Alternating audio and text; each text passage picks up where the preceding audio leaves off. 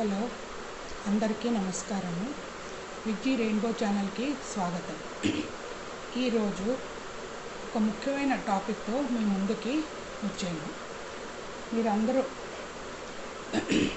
రోజు ఎన్నో భావాలతో మనం సతమతం అవుతూ ఉంటాము. భావాలంటే మనం ఏడుస్తూ ఉంటే ఒక భావం, కోపం వస్తే ఒక భావం, ఒకరిని ప్రేమిస్తే అదొక భావం, అమ్మ నాన్న ప్రేమిస్తే అదొక భావం. తర్వాత ఏంటంటే మనకు ఎవరు నచ్చకపోతే వాళ్ళ మీద మనం ఎక్కువ అయిష్టత చూపెడతాం కదా. అట్లాగే భయం ఒకటి. ఇట్లాగా భావాలు అనేవి చాలా రకాలు ఉంటాయి. మనిషికి కూడా మధ్యన డిఫరెన్సెస్ కూడా ఉంటాయి. సో ఇట్లా ఈ భావాలను మనం ఎట్లా కంట్రోల్ చేసుకోవాలి అన్నది ఈ కమింగ్ వీడియోస్లో అన్నీ కూడా ఒక్కొక్క భావానికి మనం ఏం చేస్తే సమాజంలో మనల్ని మనుషులు గుర్తుపట్టగలుగుతారన్నది విషయం మీద మాట్లాడాలని అనుకుంటున్నాను. ముందుగా భావాలంటే మనం వ్యక్తపరిచే ఒక రకమైన మొహం ద్వారా కానీ, మన అవయవాల ద్వారా కానీ, చేతుల ద్వారా కానీ ఏదైనా అని భావాలు అని అంటారు. ముఖ్యంగా మనకి చాలా కోపం వస్తే మొహం చిరాగ్గా పెడతాం, అది అరుస్తాం, అది దానికి కోపం ఉంటుంది. ఏదైనా చూసి భయపడిపోతాం. ఏదైనా విషయం బాధగా ఉందంటే బాధగా ఉంటాం. అట్లా ఎవరైనా నచ్చకపోతే మనకి చిరాగ్గా ఉంటాం. సో ఇట్లా ఎన్నో రకాల భావాలు మనకి ఉంటూ ఉంటాయి. సో ఆ భావాలు మనకి ఉన్నదానికన్నా మోతాదు కన్నా ఎక్కువగా మనలో ఉన్నప్పుడు ఏమైపోతుందంటే అది గుండె మీద పడిపోతుంది. దాని యొక్క రిజల్ట్ గుండె మీద పడిపోతుంది. సో మనం ఏం చేయాలి? ఈ భావాలను ఎలా అరికట్టుకోవాలి? ఇప్పుడు ఇంట్లో అందరూ ఉండి మనకుంటే ఎలాగోలా టైం గడిచిపోతుంది కాబట్టి మనం కాసేపు బాధపడినా ఆ విషయం కొంచెంసేపు మర్చిపోతాం. ఎందుకంటే చుట్టూ జనాలు అనేది మనుషులు. కానీ నాదే తీసుకోండి ఉదాహరణ. మా బాబు నైట్ డ్యూటీ, రాత్రి వెళ్ళిపోతే పొద్దున్న వస్తాడు. నేను పొగలంతా పడుకుంటాడు. ఎందుకంటే పొగలు పడుకోకపోతే రాత్రి జాబ్ చేయడానికి మళ్ళీ కష్టం అయిపోతుంది. మరి అట్లాంటప్పుడు నేను ఎట్లా టైం పాస్ చేసుకోవాలి? నా సంగతి మీకు తెలుసు. 4 ఏళ్ళ నుంచి మంచం మీదే ఉంటున్నాను. కొంచెం అవయవాలకి అదే బాత్రూమ్కి అది ఎలా అంటే ఒక్కసారిలో వెళ్తాను, వాకర్ మీద లేకపోతే కర్ర పట్టుకొని, ఇది నా కర్ర. నాకేమో కీళ్ళ నొప్పులు. నేను రుమాటైడ్ ఆర్థరైటిస్ నుంచి బాధపడుతున్నాను. ఇది ఒక వైరస్ మాట. ఏదో మెట్లు ఎక్కి దిగుతుంటే ఒకసారి కాలు నొప్పి వస్తే డాక్టర్ గారు ఇది వైరస్ దమ్మా, ఈ వైరస్ ఏం చేస్తుంది, కాల్షియం తినేస్తుంది అని చెప్పారు. అందుకని దీనికి ఏంటంటే లైఫ్ లాంగ్ జీవితం అంతా మందులు వేసుకోవాలి, కానీ పూర్తిగా ఇంకా నివారించిన క్యాన్సర్ ఒకటి ఎట్లాగో నేను పడుతున్న బాధ కూడా అటువంటిది. రుమాటైడ్ ఆర్థరైటిస్ అని అంటారు. కీళ్ళ నొప్పులు రుమటాలజిస్ట్ డాక్టర్ చూస్తారు. సో అట్లాగేమైంది, నేను మా హస్బెండ్ పోయిక 2006లో అదొక్కటి ఇది అయిపోయాను. ఇలా భావాలంటే ఎందుకు చెప్తానంటే కొంచెం ఎగ్జాంపుల్స్ ఇస్తాను మీకు అంతే. అయినా కరీంనగర్లో ఉండేవాళ్ళం. బాబు అప్పుడు 6వ క్లాసు. ఈదుకుంటేలా ఇక్కడికి వచ్చాం. టీచర్ జాబ్ చేస్తూ ఉండేదాన్ని. ఆయన ఉన్న 12 ఏళ్ళు ఆయనతో కాపురం ఎంతో హాయిగా ఉండేది. తర్వాత ఏమైంది, ఇది 2004లో అనుకుంటాను, నాకు అంటే అనారోగ్యం గురించి తెలిసింది. అయినా రోజు హాస్పిటల్కి వచ్చి ఇక్కడ హైదరాబాద్లో కరీంనగర్ని చూపించుకుంటూ మందులు వేసుకుంటూ వెళ్తూ అలాగే చేసుకుంటూ, ఎందుకంటే ఒక కుటుంబం ఉంది, ఆయన ఉన్నారు, పిల్లాడని అదొక మనకి సపోర్ట్, ఒక సంతోషం, ఒక ఆనందం. కానీ ఆయన పోయినాక నిజంగా నమ్మరు, సగం జీవితం పోయినట్టు అనిపించింది. ఆడదానికి తెలుసు, మీ అందరికీ పెళ్ళి అయితేనే జీవితాన్ని సంగతి కూడా మీకు తెలుసు, మీ అందరికీ బాగా తెలుసు. అక్కడే నేను సగం చచ్చిపోయాను. పోన్లే భగవంతుడు అలా చేసినా నాకు ఆరోగ్యం ఇవ్వచ్చు కదా. సంపూర్ణ ఆరోగ్యం ఉంటే ఏదో యాక్టివ్గా ఉంటుకుంటూ ఆ బాబుని చూసినా. కానీ కొన్నాళ్ళు ఇక్కడ వచ్చాక స్కూల్లో పనిచేసాక మెట్లెక్కలేకపోయేదాన్ని. 2 ఇక్కడ మధ్యన ఏదైతే మన కాళ్ళు జాయింట్స్ ఉంటాయో హిప్స్కి నడుంకి అక్కడ 2 నొప్పులు ఎక్కినా దిగినా కూడా మెట్లు అవన్నీ నడిచిన. అట్లానే ఒక రైట్ సైడ్ నీ అది కూడా ఇదైపోయింది.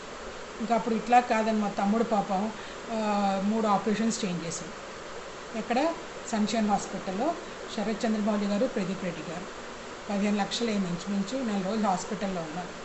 మాటలే కాదు, ఇంత కోతలు కోసి అందులో సెరామిక్ ఇది కనెక్ట్ చేసి పెడతారు.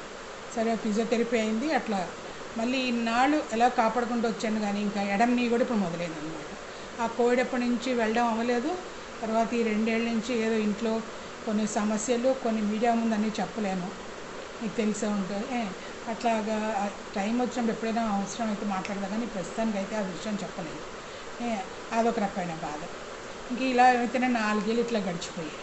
ఇంక ఇలా కాదని చెప్పని యూట్యూబ్ కోవిడ్ అప్పుడే స్టార్ట్ చేశాను. 2-3 ఛానల్స్ స్టార్ట్ చేశాను, కానీ ఇంటి ప్రాబ్లమ్స్ పర్సనల్ చెప్పాను కదా, కొంచెం చెప్పలేనివి అట్లాగా నేను పడిపోయి అయినా ఇంట్లో ట్యూషన్స్ తీసుకుంటూ రోజు గడుపుతాను, కాదంటలేదు. కానీ ఒక రకమైన మానసిక ఒత్తిడికి, ఇంట్లో సమస్యలకి ఏది తోడ్పడిపోయేసరికి 3 ఛానల్స్ డిలీట్ చేశాను. గేమ్స్ ఛానల్ పెట్టాను ట్యూషన్ పిల్లలందరితో పాటు, వంట ఛానల్ మొదలెట్టాను కొంచెం, అట్లానే ఇట్లాగా ఇంగ్లీష్ టీచింగ్ ఒక ఛానల్, 3 ఛానల్స్ స్టార్ట్ చేశాను. ఎక్కడ నిరుత్సాహపడను, కానీ మనల్ని మించి ఒత్తిళ్ళు వచ్చేసాయంటే మనం ఏం చేయగలం చెప్పండి. నేను కూడా మనిషిని, నాకు చాలా ఓర్పు. మా అమ్మ నాన్నగారు ఎట్లా పెంచారంటే మమ్మల్ని కష్టం సుఖం అనేది తెలియదు, అన్నీ చెప్పారు, అన్నీ నేను అలానే మా ఏదో పెద్ద ఉన్నాయి వచ్చేసాం కాదు. జీవితంలో ఏది వచ్చినా కూడా ఎలా ఎదుర్కోవాలనే సంగతి గురించి ఎంతో బాగా వర్ణించారు. అట్లాగా సరే ఇది అయిపోయిందా, ఆపరేషన్స్ అయిపోయి ఒక ఏడాది పాటు తమ్ముడి దగ్గర ఉన్నాను. ఇంటికి వచ్చాక మా సొంత ఇంటికి వచ్చేసాం. ఇక్కడికి వచ్చేసాక నేను బాబు వాడు చదువుకుంటూ 10th అయింది, 12th ఇంజనీరింగ్ కాలేజ్లో అట్లాగా సరే సేఫ్టీ 11 ఏళ్ళు ఎక్కుంటూ వస్తున్నాను ట్యూషన్ చెప్పుకుంటూ. అయినా కూడా ఇంకొక పెద్ద సమస్యతో మళ్ళీ ఇది మాట. ఇప్పుడు ఏమైంది, నాకు కోవిడ్ వలన నా ట్యూషన్స్ అవని ఇదవని లైఫ్ ఒక మార్పు వచ్చేసింది మొత్తానికి. అది మళ్ళీ ఏమైంది, నా హెల్త్ మీద పడిపోయి కంప్లీట్ కోవిడ్ ఎప్పటి నుంచి ఇప్పటిదాకా కూడా మంచం మీద అనమాట. ఒకవేళ కడుపు నొప్పి వస్తే వెళ్తాను, స్నానంగా కాలు ఇచ్చుకుంటూ నొప్పి లెఫ్ట్ నీ జాయింట్, మంచం మీద మ్యాక్సిమం అంతా కూర్చుంటా. వంట మనిషి ఉంది, పని మనిషి బాబాయ్ చూసుకుంటాడు. అట్లాగా అలా అని చెప్పి ఏంటంటే యూట్యూబే నాకు కొంచెం టైం పాస్ మెయిన్ థింగ్. దానివల్ల ఏంటంటే నాకు ఇంతవన్నీ విషయాలు తెలిసినప్పుడు ఎందుకు పంచుకోకూడదని మళ్ళీ స్టార్ట్ చేశాను అనమాట. అట్లా ఇప్పుడు 3 ఛానల్స్ స్టార్ట్ చేశాను. ఈ విజీ రెయిన్బో ఛానల్ ఒకటి, తర్వాత ఏమో ఇంగ్లీష్ వైటీ కమ్యూనికేషన్ లెర్నింగ్, ఇంకోటి ఇంగ్లీష్ మీడియం అని విజీ ఇంగ్లీష్ మీడియం ఛానల్ ఒకటని.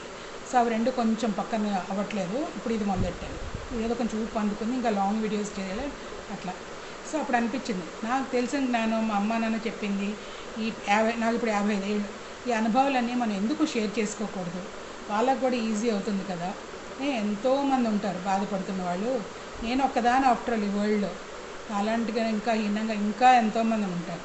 సో ఒక్కరికైనా ఉపయోగపడుతుందేమో నన్ను ఏమనుకున్నాను, ఇలా మంచం మీద కూర్చుని ఏమొచ్చా నాకు ఏం చేయగలను అని చెప్పి దాని ద్వారా మళ్ళీ యూట్యూబ్ ఛానల్స్ నడుపుతున్నాను. ఇదొక టైం పాస్ అన్నమాట.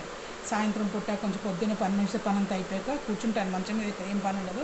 అటు ఇప్పుడు సమ్మర్స్ హాలిడేస్, ట్యూషన్స్ కూడా లేవు, అది అనమాట. సో ఇట్లా అనారోగ్యంతో బాధపడుతూ ఇప్పుడు ఏంటంటే ఎడమ నీ చూపించుకోవాలి, ఇప్పుడు దీనికి ఆపరేషన్ ఉంటుంది మళ్ళీ, అప్పుడే కర్ర పట్టుకొని కొంచెం అయినా ఇప్పుడు ఏంటంటే జారి పడిపోకూడదు. 4 ఆపరేషన్స్, ఎందుకంటే 2 నీస్ 2 హిప్స్కి కూడా ఆపరేషన్స్ కాబట్టి. సో ఇట్లా ఏమన్నానంటే జీవితంలో ప్రతి ఇన్స్టెంట్కి మనకి ఏదో ఒక భావానికి ఇదైపోతాం అన్నమాట. అది కష్టం అని, సుఖం అని, బాధ అని, భయం అని, ఒకరి మీద చిరాకు అని, డిస్గస్ట్ అంటాం మనం.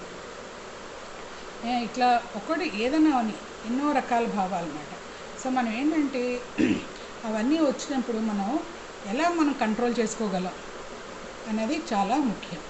సో వాటి గురించి కమింగ్ ఒక 8 వీడియోస్లో ఒక్కొక్క భావం తీసుకుని దాన్ని మనం ఎట్లా నివారించగలం అని ఒక 5 minutes 6 minutes మాట్లాడాలని అనుకుంటున్నాను.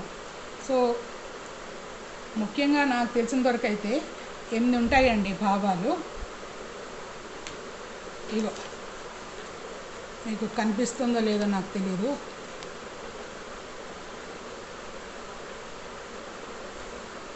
చదివి వినిపిస్తాను. రతి లవ్ అంటే ప్రేమ, హాస్యం జోక్స్ చేసుకుంటున్నాం కదా, శోకం బాధ, ఇంగ్లీష్లో సారో అంటాం, హాస్యం అంటే మర్త్ ఫన్నీ కామెడీ ఇవన్నీ అనమాట.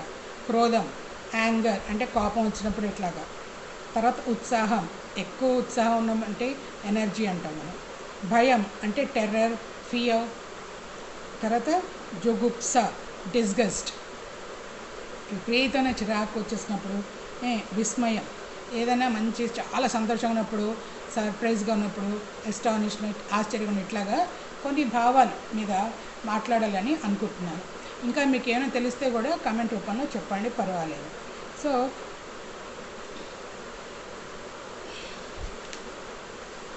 ముఖ్యంగా నేను చెప్పదలుచుకుంది ఏమిటంటే, ఏ భావమైనా వచ్చినా కానీ మనము ఏం చేయాలంటే దాన్ని ఎట్లా నివారించుకోవాలి, సమస్య బట్టి, సర్కమ్స్టెన్స్ బట్టి, అక్కడ పరిస్థితి బట్టి మనం ఎట్లా నిలదొక్కుకోగలం అనే సంగతి గురించి చెప్పాలని అనుకుంటున్నాను.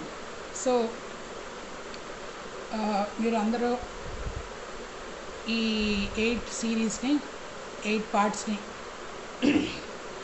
లో విని లైక్ చేసి, షేర్ చేసి, సపోర్ట్ చేసి, సబ్స్క్రైబ్ చేసుకుంటారని ఆశిస్తూ, నా ఈ ప్రయాణంలో మీరు అందరూ కూడా షార్ట్ వీడియోస్ ఎలా సపోర్ట్ చేశారో లాంగ్ వీడియోస్ కూడా అట్లాగే సపోర్ట్ చేస్తారని అనుకుంటూ ఈ ఛానల్ని ముగిస్తున్నాను. సరేనా? మళ్ళీ ఉంటాను మీ ముందర. ఇట్లు మీ విజయలక్ష్మి. బాయ్.